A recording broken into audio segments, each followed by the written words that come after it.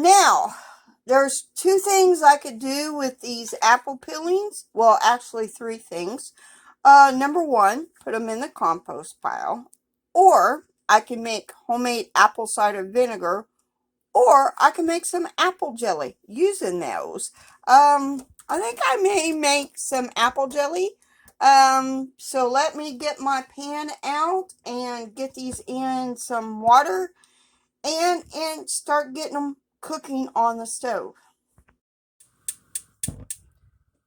So, good morning, good morning, good morning. My name is LouAnn, and welcome to my kitchen. That coffee's a brewing, and you know there's some sweet iced tea out there in that ice box. And of course, I could get that tea kettle going for some hot tea, or maybe some hot cocoa. Anyway, so remember all those apples, those 9 apples that I peeled yesterday for the chunky applesauce? Well, today I'm going to make some apple jelly just using the peels and the cores. That is all I'm doing. There is 8 cups of water with 9 of these apples that are peeled, and they're a mixture of Granny Smith and Gala apples. So we're going to let this come to a boil because all I need is the juice from this. That is the only reason why I put the water in here. I want to extract the juice from these apples, and I need about 4 cups of the juice. If you wanted to, you could go and buy apple juice at the store and just use fresh apple juice, like, well, canned apple juice, but I'm not going to do that. I'm going to extract the juice from these apples. So I'll be right back for the next step. So I got about 7 cups of juice right here, apple juice. I'm going to add 3 cups of sugar.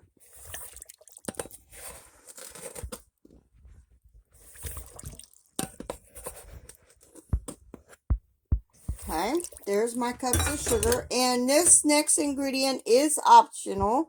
I'm going to go ahead and add 2 tablespoons of lemon juice. And that is like lemon juice concentrate. And then now, hold on.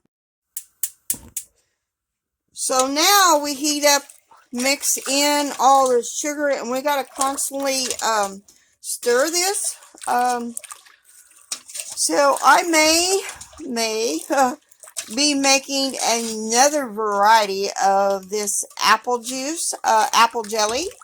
I will be probably try my hand at making a spiced apple jelly, but this is just going to be a regular apple jelly right now.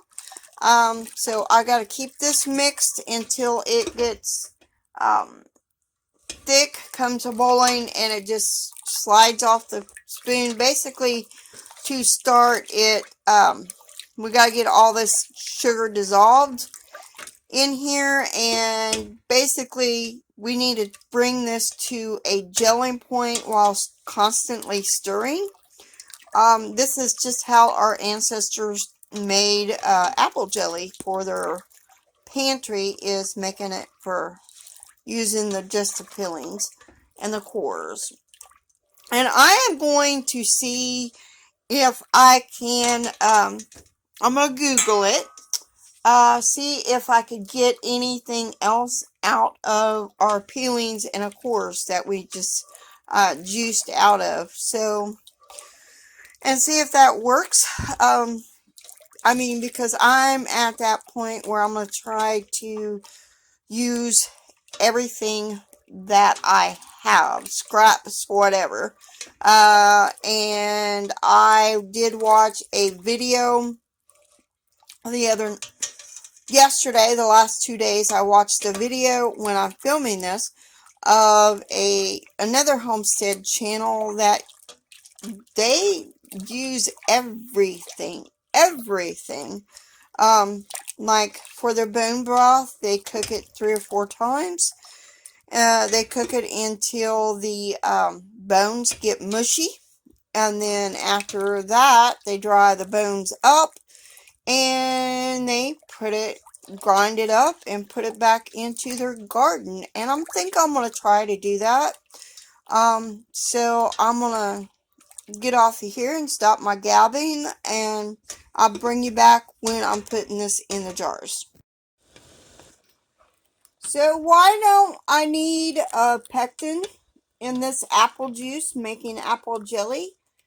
The reason why I don't need pectin is apples have a natural pectin in there in the fruit. So that is why I don't need pectin. I'm just waiting for it to get thicker. It might take a while, y'all. So that is what I'm making today. Scrap apple jelly. We are about there for the gelling point of our apple jelly. So we are almost there. See how it's dripping from the spoon? It's kind of gelling a little bit, starting to pour down from sheets. A little bit anyway. See if I can get a metal spoon and see if you put it in the jars for a 1/4 inch headspace.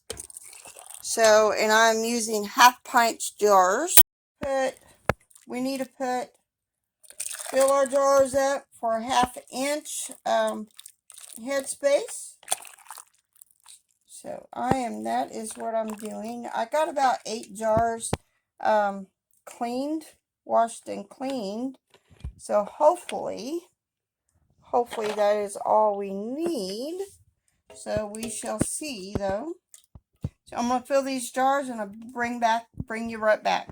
So since there is sugar involved, I'm going to wipe all my rims and then put my flats on. Heat my flats in some hot water, which I already got that done, and then put the flats on and do finger tight, and then put these in the canner. Now we got 7 pints. Now we need to bring this to a boil after we put our lid on. And then we will let it be rolling boil for about 10 minutes. Sorry, I had to move that off there.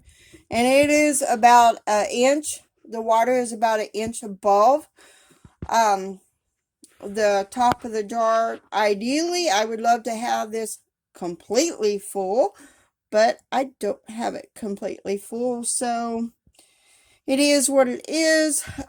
So this is 7 pints of plain apple jelly. Now, if I wanted to make spice apple jelly, I would add a cinnamon stick and some allspice and something else and tie it all in a cheesecloth, which we still may make.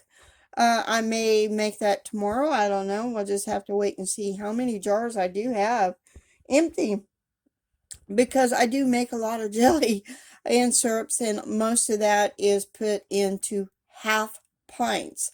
So I'm going to let this boil and come to a boil, and then we will put our timer on for 10 minutes and let it boil for 10 minutes and then let it rest.